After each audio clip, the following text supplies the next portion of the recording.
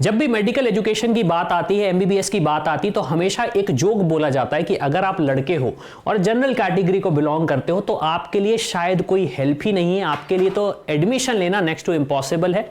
लेकिन इसको मैं इस मिथ को थोड़ा सा बस्ट करना चाहता हूं। मैं बताना चाहता हूं कि अगर आप लड़के हैं तो आपके पास क्या क्या ऑप्शन है जिसकी वजह से आप एमबीबीएस कर सकते हैं, क्या क्या कोटा है जिसका यूज करके आप एमबीबीएस में एडमिशन ले सकते हैं, और शायद थोड़ी सी कम रैंक पे, थोड़े से कम कट ऑफ पे आपको एडमिशन मिल जाएगा, जिससे आपका जो सपना है डॉक्टर बनने का वो पूरा हो जाएगा। क्योंकि मेरा सपना है 2025 में 15,000 स्टूडेंट्स को डॉक्टर बनाने का। तो चैनल को सब्सक्राइब करके रखो। चलो अब समझते हैं कि एज अ बॉय, मतलब मैं अगर लड़का हूं तो मेरे लिए क्या बेनिफिट होगा। अगेन यहां पे मैं सब कैटेगरीज का डिस्कशन नहीं करूंगा कि SC category, OBC category, EWS category. मैं जनरल डिस्कशन करूंगा कि लड़कों के लिए क्या क्या एडवांटेजेस हैं, बेनिफिट्स हैं, जिसमें आप अगर एमबीबीएस में एडमिशन लेना चाहते हैं तो वो आपको मिल जाएगा। अब देखिए, सबसे पहला तो मेरा रिकमेंडेशन ये रहेगा आपके लिए कि आप यहां पे हमारे टूल पे जाके अपनी रैंक फाइंड आउट करें। जो आप मॉक्स एग्जाम दे रहे हैं, उन मॉक्स एग्जाम के बेसिस पे आपकी रैंक क्या आ रही है। मान लीजिए आपका स्कोर अभी 300 आ रहा है, तो आप समझ जाइए आपका रैंक जो आने वाला है वो लगभग 6 लाख से लेके 7 लाख के बीच का एक एवरेज समझ सकते हो कि आपका रैंक आएगा। तो आपको समझ में आ जाएगा कि मुझे क्या क्या ऑप्शंस एक्सप्लोर करने चाहिए, या फिर मुझे अब कैसे आगे बढ़ना पड़ेगा। क्योंकि मेरे लिए सिचुएशन डिफिकल्ट हो सकती है। अब सबसे पहले तो हम समझते हैं कि जो सिंपल और प्लेन रास्ता है वो ये है कि आप टॉपर बन जाइए और एडमिशन आपको अपने आप मिल जाएगा। लेकिन ये सिचुएशन हर किसी के साथ नहीं होती है। तो देखिए, आपके पास हम बात करते हैं कोटा की कि क्या क्या कोटा अवेलेबल हो सकते हैं हमारे पास। सबसे पहला कोटा तो जो मुझे बोलना ही चाहिए हमेशा, और मैं हमेशा बोलता हूं, defence quota. Defence quota majorly सारी स्टेट्स में है। डिफेंस कोटा के थ्रू आपको गवर्नमेंट मेडिकल कॉलेज में एक specific number of seats reserve रहती हैं, specific number of seats reserve रहती हैं, जिसके बेसिस पे आपको एडमिशन मिल सकता है। अब आप बोलेंगे सर मेरे पापा तो डिफेंस सर्विसेज में नहीं है। कुछ स्टेट्स की अगर मैं बात करूं तो वहां पे पुलिस कोटा भी होता है। अगर आपके मतलब पेरेंट्स पुलिस सर्विसेज में हैं उस स्पेसिफिक स्टेट में, तो आपके पास पुलिस का कोटा होता है। फिर कहीं जैसे सीआरपीएफ हो गया, कुछ स्टेट्स में होता है। सारी स्टेट्स में आपको सेम कोटा नहीं मिलेंगे, सारी स्टेट्स में आपको सेम कोटा नहीं मिलेंगे, कुछ कुछ स्टेट्स में ऐसा होता है। अब इसके अलावा जैसे मान लीजिए आपके पास ये कोटाज नहीं है, तो जैसे स्पोर्ट्स कोटा हो गया, एनसीसी का कोटा हो गया, ये भी कोटा आपके पास अवेलेबल होते हैं, जिसके बेसिस पे आपको गवर्नमेंट मेडिकल कॉलेजेस मिलने के चांसेस इंप्रूव बढ़ जाते हैं। क्यों? मैं आपको उसका रीजन बता देता हूं। मान लीजिए किसी स्पेसिफिक कॉलेज में 100 सीट्स है, तो उन्होंने बोला 5 सीट्स हम सिर्फ और सिर्फ उन स्टूडेंट्स को देंगे जिनके पास स्पोर्ट्स कोटा है, 5 सीट हम सिर्फ और सिर्फ उन स्टूडेंट्स को देंगे जिनके पास एनसीसी का सर्टिफिकेट है या फिर एनसीसी के पार्टिसिपेंट है वो। अगेन हर स्टेट का अलग क्राइटेरिया है, तो वो आपको आपकी स्पेसिफिक स्टेट में जानना पड़ेगा। जानने के लिए आप देखिए कि आपकी जो स्टेट है उसमें आपको क्या एडवांटेज मिलेगा। अब इसके अलावा कुछ और कोटा भी होते हैं, जैसे कि एक फ्रीडम फाइटर कोटा हो गया। फ्रीडम फाइटर कोटा अगेन मुझे बताने की जरूरत नहीं क्या होता है। फिर इसके अलावा कुछ माइनॉरिटीज कोटा भी होते हैं। अब माइनॉरिटी कोटा जो होते हैं उसका मैं आपको एक एग्जांपल देता हूं, जैसे सिख माइनॉरिटी हुआ, फिर मुस्लिम माइनॉरिटी हुआ, जैन माइनॉरिटी होता है। ये कुछ माइनॉरिटीज के कोटा होते हैं जिसमें स्पेसिफिक जो सीट्स होती हैं वो स्पेसिफिक कम्युनिटी के स्टूडेंट्स को ही मिलती हैं। ये स्पेसिफिक कोटाज होते हैं।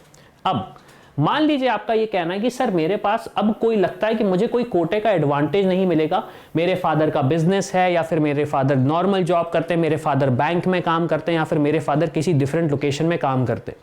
तो एक और कोटा होता है जो ईएसआईसी का कोटा होता है। इस पे मैंने एक सेपरेट वीडियो बनाया, तो अगर आपके फादर के पास या आपके फादर मतलब टेक्निकली फादर के पास अगर ईएसआईसी का कार्ड है, तो उस कार्ड के थ्रू उस कोटे के लिए आप अप्लाई कर सकते हैं, और आपको ऐसे कॉलेजेस मिलते हैं, ऐसे गवर्नमेंट मेडिकल कॉलेजेस मिलते हैं जिसकी सालाना फीस होती है लगभग 24,000 INR, मतलब इंडियन नेशनल रुपीज।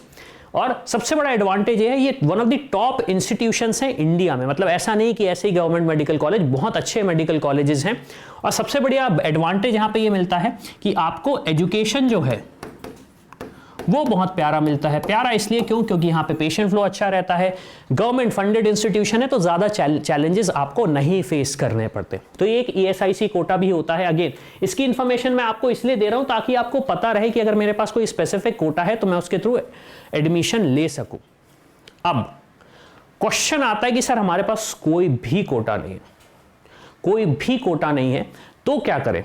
अब आपको एक चीज ये समझनी पड़ेगी, कुछ स्टेट्स में ऐसा है बेनिफिट कि अगर आपकी इनकम लगभग 8 लाख से कम है तो आपको कुछ स्कॉलरशिप्स मिलती हैं।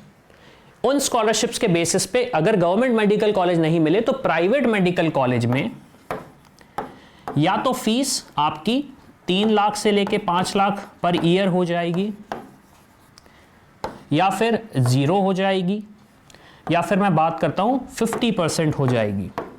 अब ये डिफरेंट टू डिफरेंट स्टेट होता है, आप अपनी स्पेसिफिक स्टेट में जानो समझो, आपको समझ में आएगा कि मान लीजिए अगेन ये 8 लाख का भी क्राइटेरिया डिफरेंट होता है स्टेट्स में, लेकिन होता अल्टीमेटली ये है कि अगर आपके पास इनकम ज्यादा नहीं है तो हम आपको थोड़ा सा फीस में स्कॉलरशिप दे देते हैं। जैसे मध्य प्रदेश की बात करूं, मेधावी छात्र योजना है जिसका एडवांटेज लेके स्टूडेंट्स प्राइवेट मेडिकल कॉलेज जाते हैं और उन्हें कुछ भी ऑलमोस्ट 100% स्कॉलरशिप मिलती है। मैं मध्य प्रदेश की बात कर रहा हूं। अब अगर आप बोलते हैं कि सर हमारे पास कोटा नहीं है और हमारे पेरेंट्स के पास मतलब जो पेरेंट्स की इनकम है वो एक सर्टेन लिमिट से ज्यादा, जिसकी वजह से हमें ये एडवांटेज भी नहीं मिल रहा, तो अब आपके पास ऑप्शंस ये हैं कि आप फिर देखें लो फीस प्राइवेट मेडिकल कॉलेजेस। अब यहां से थोड़ी सी सिचुएशन डिफरेंट होने लगती है। मैं आपको जो सिचुएशन बता दूं, लो फीस प्राइवेट मेडिकल कॉलेजेस आपको स्टेट्स मिलेगी जैसे कर्नाटका हुआ, केरला हुआ, यूपी भी है आपके पास ऑप्शन, मध्य प्रदेश भी आपके पास ऑप्शन है, गुजरात में भी कुछ ऑप्शंस हैं आपके पास, राजस्थान में भी कुछ ऑप्शंस हैं। तो ये जो भी स्टेट्स, या मैं एक चीज भूल गया, बिहार भी एक ऐसा स्टेट है जहां पे आपको लो फीस प्राइवेट मेडिकल कॉलेजेस मिल जाएंगे। लेकिन अब सिचुएशन में आपको थोड़ा सा डिफरेंट बता देता हूं। जैसे गुजरात हुआ तो गुजरात में सिर्फ गुजरात के स्टूडेंट्स ही एडमिशन ले सकते हैं। राजस्थान के जो लो फीस प्राइवेट मेडिकल कॉलेजेस हैं उनकी सीट्स ऑलमोस्ट फिल ही हो जाती हैं जब तक वो ओपन होता है, तो ज़्यादा एडवांटेज हमें उन स्टेट्स में नहीं मिलता। एमपी की भी मैं सिचुएशन बात करूं तो एमपी में भी मैक्सिमम जो सीट्स हैं लो फीस वाली वो एमपी के स्टूडेंट्स से ही फिल हो जाती हैं, तो आपको एडवांटेज नहीं मिलता। लेकिन हमारे पास कर्नाटका हुआ, केरला हुआ, राजस्थान नहीं, बिहार हमारे पास हुआ एक ऑप्शन यूपी का हुआ, जहां पे आप लो फीस प्राइवेट मेडिकल कॉलेजेस की अप्लाई कर सकते हैं इर्रेस्पेक्टिव ऑफ आपकी कौन सी स्टेट है।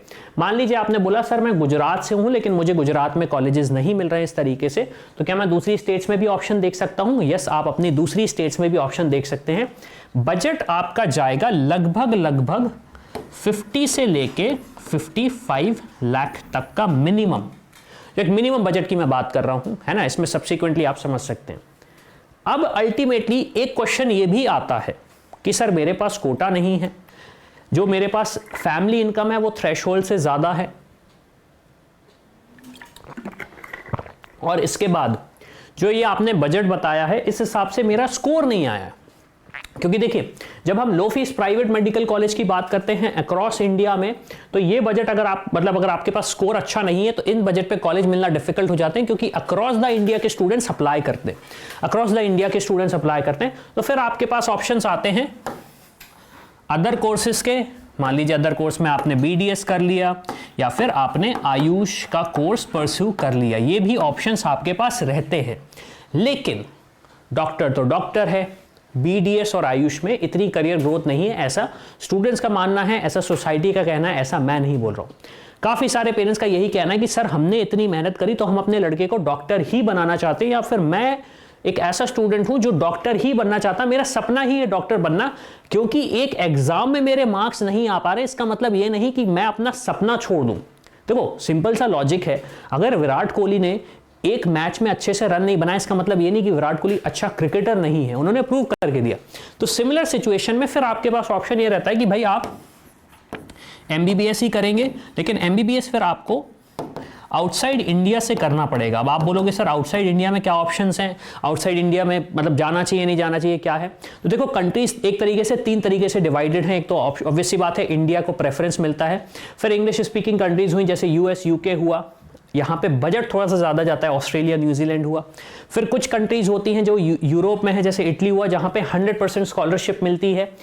अब इसके अलावा अगर मैं बात करूं तो फिर कुछ कंट्रीज होती है जो इंडिया के पास हैं, एशिया में है जैसे रशियन फेडरेशन की कंट्रीज होती हैं, यहाँ पे जाके भी आप अपना MBBS कर सकते हो और टोटल खर्चा आपका पढ़ाई का जो आता है वो लगभग 30 से लेके 35 लाख तक में आता है। लेकिन चैलेंज स्टूडेंट्स को ये आता है कि हमें कहाँ जाना चाहिए, कैसे अप्लाई करना चाहिए।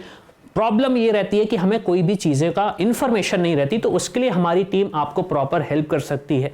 तो आप जाएं हमारी टीम को रीच आउट करें, चाहे इंडिया की काउंसलिंग करना हो, चाहे NRI कोटा की काउंसलिंग करना हो, आपको कोई भी आइडिया नहीं, हमारी टीम आपको इंडिया से लेके अब्रॉड में सारी प्रोसेस में हेल्प कर सकती है ताकि आपका जो सपना है डॉक्टर बनने का वो पूरा हो सके।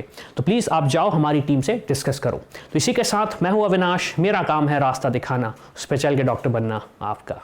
I hope you like this video. For more such videos, keep watching our channel and do not forget to like, share and subscribe.